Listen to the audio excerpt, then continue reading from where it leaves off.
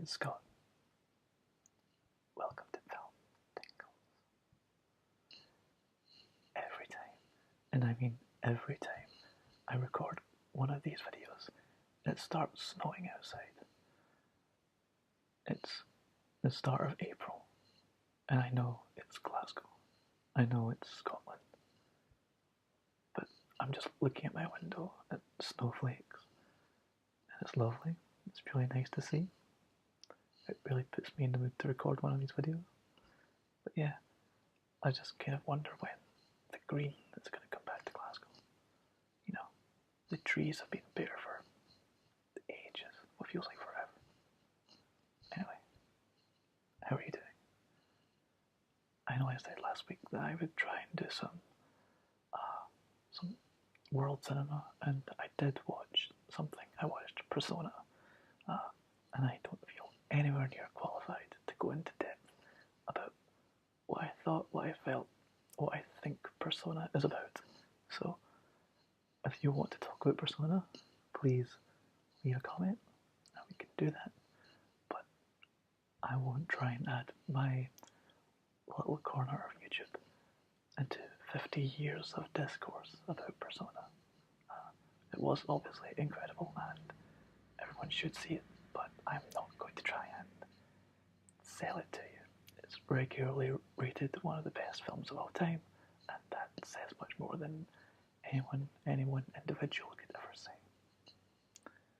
What I am going to talk about, actually what I'm going to do is split this video into two parts, because I've seen quite a lot of films recently, and I didn't think that I would make 1 hour long video talking about, 6 films.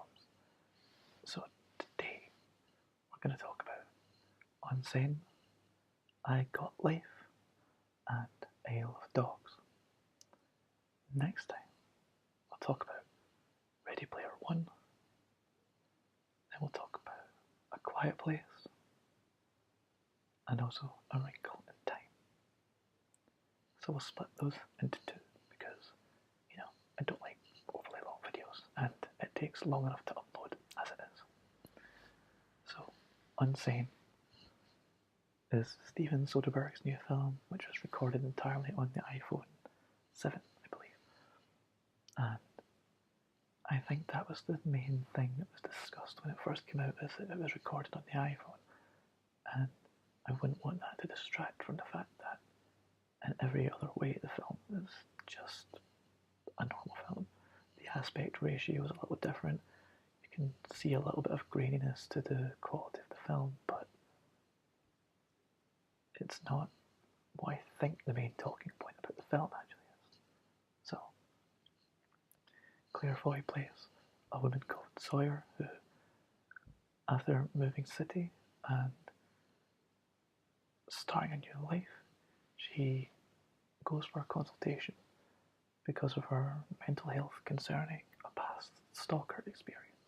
She's having PTSD in some ways, and she's having a few negative thoughts that she thinks it's worth getting checked out. After signing on the dotted line, after the consultation, the hospital holds her overnight against her will, and from there on things just get more and more bizarre in a sort of how is this happening way. I've seen quite a few critics talk about it in different ways, usually down gender lines. I think men see it as about a lot of different things. There's a lot going on in terms of the forces at work, which is one thing. I don't think that's invalid, but I think at the heart of the matter, which all the female critics go straight to, and they are absolutely right, is that it is a film about gaslighting, and what the men are seeing and focusing on, actually those two things come together, and things about the structure of the healthcare system is used against Claire Foy's character to discredit her, to make her think that actually her thoughts are unreasonable. All these things from the outside, all these things on the periphery of what's happening, are actually all relevant. They all chip away at someone's believability, so to speak, or in the eyes of the wider public. You know, if you're in a hospital, if you've been involuntarily kept in overnight, generally, who would you believe? Do you believe the woman who's saying, you know, I'm fine, I don't need to be here? Or do you believe the professionals? You know, if she's saying, this man is stalking me, this man is going to hurt me, but everyone around this man says, but he's a very nice man, he's really good at his work, everyone loves him. Do you listen to the women or do you listen to the man? Over and over, these questions keep propping up, and Unsane shows what happens when you just keep chipping away at the woman at the centre, or the woman who needs to be listened to, who needs to be heard. What happens when you take away every mode of amplification she might have? You take away the authorities, you take away any sort of believability she may have. What happens next? So while it's absolutely a horror film, it's not a horror film the way that, you know, A Quiet Place is a horror film, which is absolutely something else entirely. It's in the same sort of vein as, you know, It Comes at Night or something like 10 Cloverfield Lane. Unsane is much more real.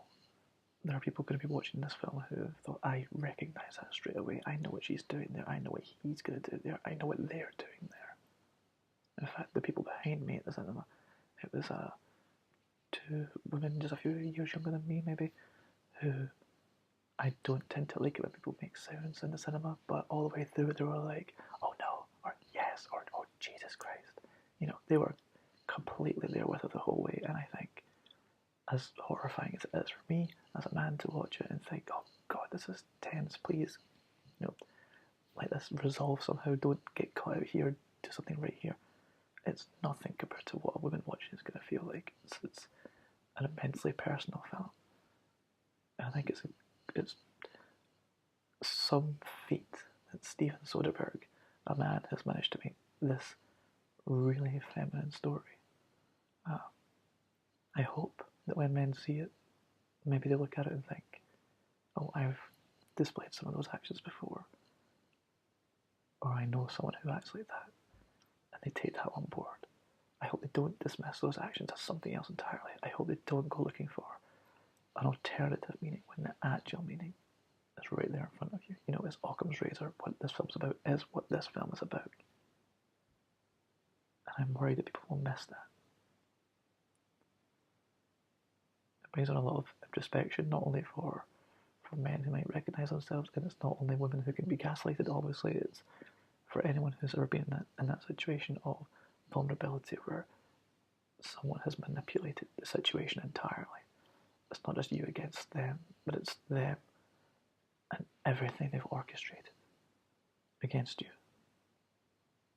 I can imagine this film isn't just scary in a sort of, this is a horror film way, but scary as in it could bring back something that people relate to or that people have experienced. I think that makes it a very good film. I think that makes it not a very enjoyable film because it is really hard to watch. I think people who have been in that situation will really relate one way or another. It may not be everything, but there'll be something there. And I think people who may have been, you know, the person who didn't know any better at the time might learn something from it. And I believe in cinema to do that. I believe that if you see yourself in the villain, that actually opens up introspection. And in this way the villain is believable. You know, it's not some sort of Disney maniacal villain. It's you know, it could be the man next door, or it could be the person that you know. And there's something to be gained if that person can watch that and think, oh, I see this and I see the harm it's doing. So, you know, hopefully people take it as it is. It's an intense film, but it's a good film. And I imagine quite a stressful, intense watch for a lot of people. So yeah, Unsane. If you saw it, let me know what you thought. Let me know what you took from it. Like I said, didn't enjoy it, but I thought it was really good. The film I saw the next day was a French film called I Got Life over here, but in French. It's called Aurore, I believe. My French is non-existent. And it's kind of like one of those grey pound films, you know, one that sort of appeals to the older audiences in the hopes that they come out and try some cinema and see themselves. It's not quite on the level of, you know, Hampstead or something like that, or Grand Budapest Hotel. That's me on the Wes Anderson mode already. The Best Exotic Marigold Hotel, a different venue. It's not quite aimed at that age, but more middle age. It's more kids are leaving home, so what happens next? Suddenly she feels a little bit undesirable. Suddenly she doesn't really know what to do with her work. But she has all this experience from life that has come before. There's still enough left to look forward to think, I can't stop here. I thought that was quite interesting. I'm used to these stories of people who discover love late in life, people who, you know, rediscover that life's not over until it's over at a later age. And there's a little bit of that. But the main character, Aurore, she isn't there. She's not that far on. She's in middle age and she's single and her kids are leaving home and her work is unfulfilling. But she's not over the hill. So what does she do? It's a very quaint little film. It's very inoffensive and it's very pleasant. I'm not sure how much it would stick with someone in particular. I'm not sure if it's going to last past the credits. But it is fun, and that idea of being at the point of your life where you can look backwards and forwards, I'm not sure that's explored as much as it could be. I think there's more to that idea. I think there's something quite profound about, you know, you have this knowledge, but you also have all this time left to use it. And it sort of shows a gap in the market where everything up to the grey pound is apparently one thing, and everything after that is another thing. I think there's still some scope in the middle there, and maybe European cinema is doing that a little bit better than English language cinema. I'm not sure, but I enjoyed it for what it was. I enjoy how relaxed it is towards certain subjects, as is typical of French films. I really enjoyed the idea of what does it mean to be aging. You know, I'm in my mid-20s, so when I think of films about aging, I'm thinking of films in like the mumblecore scene. I'm thinking of, you know, what Greta Gerwig did when she co-wrote Frances Ha. I'm not thinking of mid-age, I'm thinking of, you know, a millennial quarter-life crisis. But that doesn't mean that these things aren't, I don't say the word relatable, but, you know, these are things that you should be exposed to. These are stories that have to be told, because I think all the other stories are being told, and I'm not sure this one is being told just as much. I'm not sure if many people are going to go see this film. I'm not sure it had a big wide release, to be honest. But if anyone did see it, I'd be curious to know if you enjoyed it or not. I thought it was really inoffensive. You know, it's not going to push any boundaries. And it comes down to whether or not you were happy just to accept the sort of 90-minute pleasantness rather than something that's going to push some buttons. I think it was fine. I thought it was good and enjoyable, but it's not going to change the world. I'm happy I saw it. I'm happy I got a few ideas from it. If there's even just one idea in a film, I tend to think the film's been successful. It's when there's nothing at all that I really start to struggle with something. But I really did get something from it, one or two things from it, and yeah, I think it's maybe, if it was in English, it would probably be considered like a Sunday afternoon treat. But because it's not in English, I'm not sure it'll have the same audience that it could have had otherwise. So yeah, it's called I Got Life with an exclamation mark in English. In French it's called Aurore. It's spelled A-U-R-O-R-E.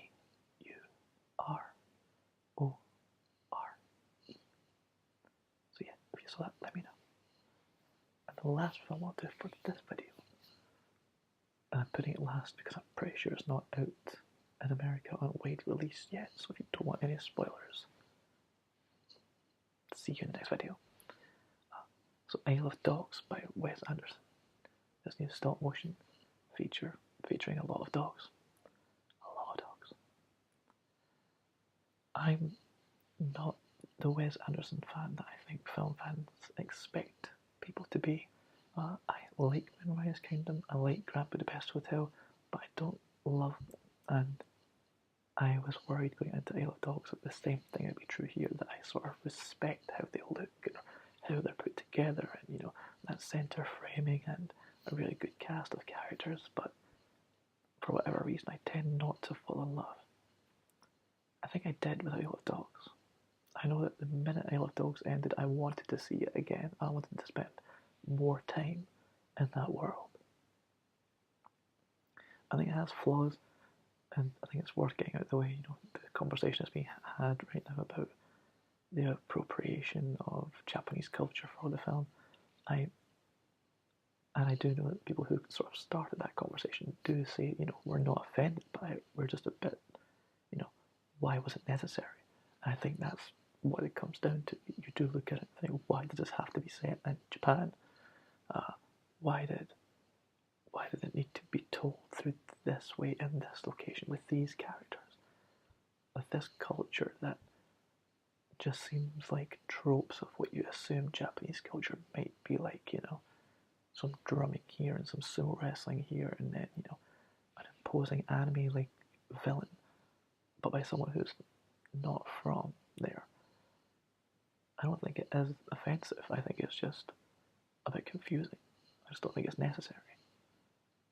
And when you think of the film, I think you're going to think of the dogs much more than you're going to think of, the sort of Japanese part of it, because the dogs are all on Trash Island, as they call it.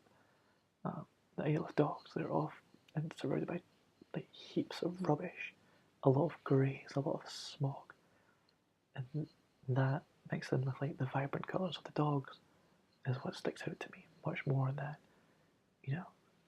the city that it takes place in.